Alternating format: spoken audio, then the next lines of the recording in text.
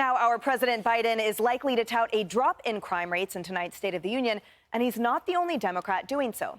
Here's a post from New York City Mayor Eric Adams yesterday. The safest big city in America just got safer, he claims, citing several crime stats trending down in February from last year.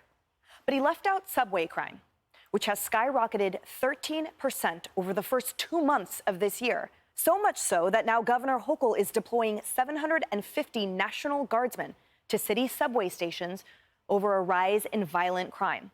Here's the governor defending that move earlier today. Watch.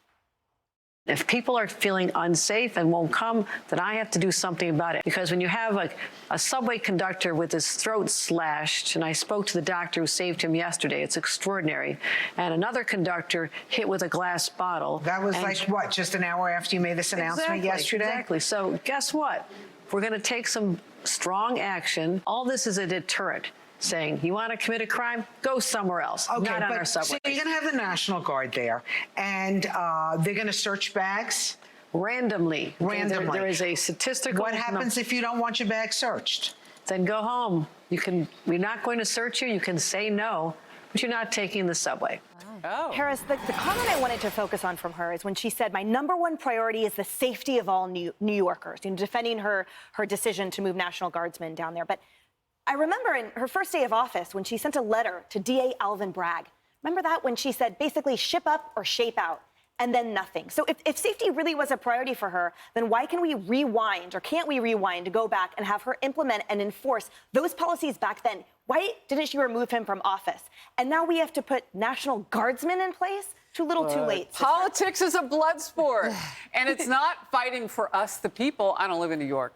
But I do care about the people of New York. And if she cared about the people of New York City in particular, when our subway crimes, which have always been bad under the watch of this mayor. Remember, he said to everybody, it's a perception of crime that you're having. The 57-year-old grandma who was beaten in the back of the head with a hammer all the way down a set of stairs leading from one platform to the other. It was like a weekly basis when we had videos and things people would catch on their phones, all sorts of crime down on the subway. That wasn't 10 years ago. That was on his watch. Where was she with the National Guard? And by the way, it's 1,000. It's 1,000 when you combine the National Guard's men and women and the New York State Police. I mean, she's sending everything she has in her power to one segment of the crime. Talk to all these people, though, who've had different areas of violent crime, but it boggles the mind. How did he have a blind eye to this? Are they not talking? Are the Democrats eating their own? What's happening between the Democrat mayor of New York and the governor of New York that she's pushing against him? I mean, those are the questions that maybe the local media could ask. In a bigger picture, it's still dangerous out there. We have people who've come here illegally, sleeping outside doorways. You literally have to walk around and over them to get in. I mean, it's all sorts of things. They've displaced people in the city. Crime and certain things have gone up. We just had a shooting off of Times Square that bled right on to near our property. Come on, Mayor Adams. But Governor Hochul, late to the party. That's right. And brass tacks, Carly. The NYPD chief of patrol who put a tweet out, he said, New Yorkers want truth and solutions. Yep. Let's talk. He said he went through these facts. We'll throw it up. Transit system is not a war zone. Bag checks have been around since 2005. He said, but I have a solution. Let's try this. How about arresting recidivists and then arraigning, indicting, and prosecuting them? How about incarcerating them? The bottom line is, as he put forth, it's a practical solution. All it is enforcing the laws. Oh, yeah.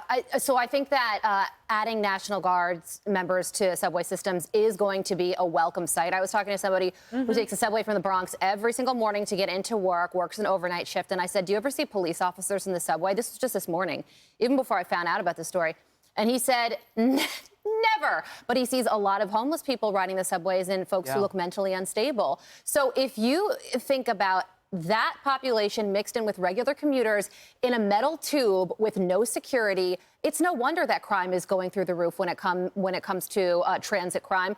But that is just one part of the solution. The other part is when you arrest these people, you actually have to keep them in jail.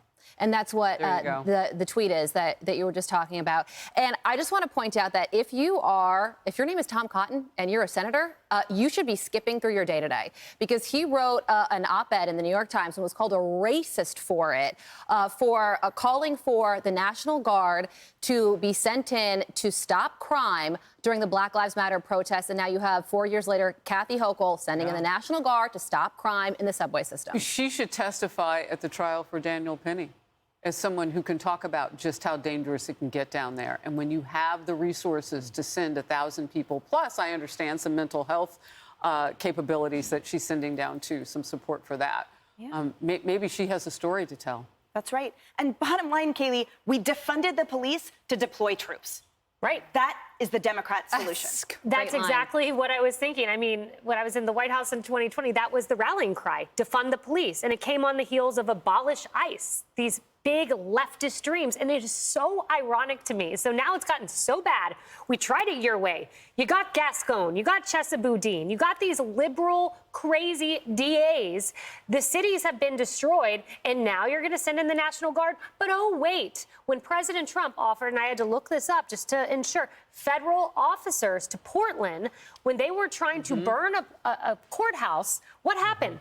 The mayor there, Mayor Wheeler, this is a headline, Business Insider, from Portland to Atlanta, mayors write letter condemning Trump's unilateral deployment of paramilitary-type forces into our cities. So they were paramilitary forces when Trump did it, but sure, send the National Guard now after you've burned these cities to the ground. Well, the New York Times newsroom had a collective meltdown. They got the vapors because their newspaper published Senator Cotton's op-ed recommending the National Guard to help restore order in cities that were in massive civic unrest and rioting. That was apparently a bridge too far. Then all of a sudden, the Democratic governor of this state's like, well, I've got a political problem on my hands, which could be solved with leadership and changing the bail laws, for example. She doesn't want to do that, so it's now not just window dressing. I think they will make a difference, but why did we have to jump to this as opposed to fixing the laws properly? That's right. Back then, they called them stormtroopers. And now they are necessary and welcome. Peacekeepers. Hey, everyone. I'm Emily Campagno.